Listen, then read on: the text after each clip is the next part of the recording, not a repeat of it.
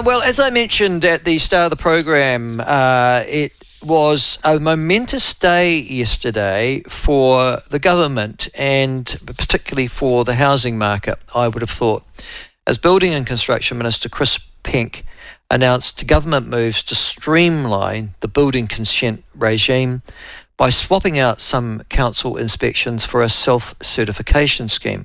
We'll talk in his commentary yesterday, Minister Penk said the current regime is inefficient.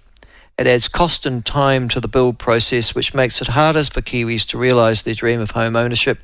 It takes on average 569 days for a home to be built and consented to amidst a housing shortage that is simply too long to wait. Gosh, I would have thought even if we didn't have a housing shortage, 569 days is a remarkable comment on inefficiency in this country. Interestingly, the Labour Party, who you might have thought would have, taken the sort of habitual case of negativity on this issue, as oppositions do, is actually cautiously supportive of the government's proposal, as been reported this morning, to allow tradies to sign off their own work. Although there are those, particularly in the wake of the Christchurch earthquake collapse, and one of the buildings there that collapsed that was built in the 1970s, who argue that this has the potential for tragedy. Joining us to talk about this is the Minister for Building and Construction, Chris Penk, and he joins us now. Chris, lovely to have you on. Listen, congratulations on this. Were you thinking this before the election, or is it something that once you got together with everybody after the election, you thought this is the way to go?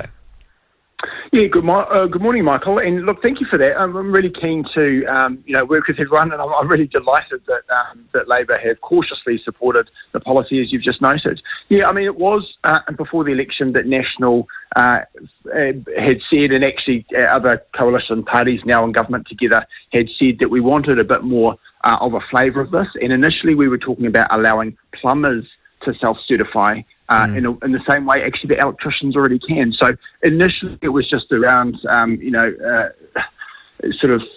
providing a bit more of a consistent, coherent regime at that individual tradesperson level.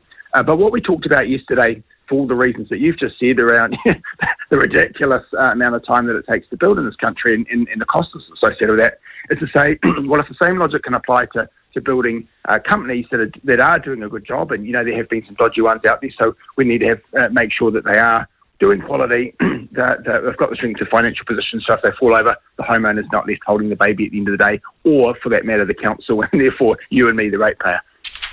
Yeah, well, the other thing, Chris, that strikes me about this is that there is an abundance of caution. I've know plenty of people, so will you, obviously, in your private as well as your ministerial role, whether they are building developers or builders, full stop, who complain about the excessive over-regulation of local councils in particular in signing off consent work over the most piddling and minor of stuff, but that cause enormous and costly delays as a consequence.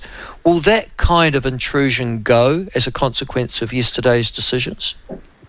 Yeah, well, that's certainly my hope. And yes, you're absolutely right. We've all heard the stories from either people who do the building or who have, suffered at the hands of that process because they're just waiting for that renovation or that new build to finally be completed, and then the story comes through of the piddling objection, as you say. But the key really.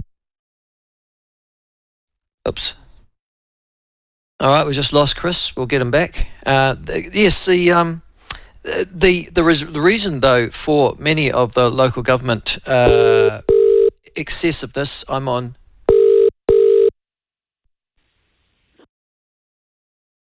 Thanks. The reason that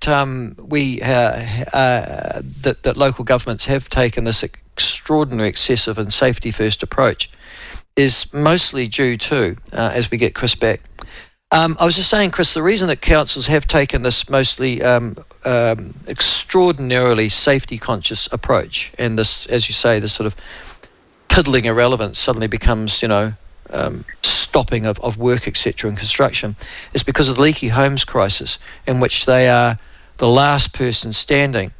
In the case where things do go wrong, if there was another leaky home issue, for example, who are the people who will be responsible, or is this caveat emptor, buyer beware? Yeah, well, really good question, and that's the heart of it, really. And of course, councils are so risk averse following leaky buildings, and we should all be mindful that we need a sensible level of regulation, not too much as we've currently got, but also not too little, and have it in the right place. So with councils currently being able to be the last person standing because of the joint and several liability, which is to say they can end up wearing 100% of the cost of a defective system if the builder disappears into the distance in a puff of dust from their ute. So the point really of this is to say, well, if the tradesperson is confident in their own qualifications and experience and is able to self-certify and have that skin in the game himself or herself or itself in the case of a business, and if there is a reason for us to trust that, which is to say, that's the importance of having the a combination of insurance, maybe guarantees, bonds, and enough reputational skin in the game. That's why we're talking about some of the larger players, not smaller ones. That actually they can be responsible for that, and if we can make sure that the insurance and other arrangements are in place that's worth something, then that will be better for everyone, of course, because then there'll be a more competitive market. There'll be pressure on prices in a way that we haven't really seen in the last decade or so.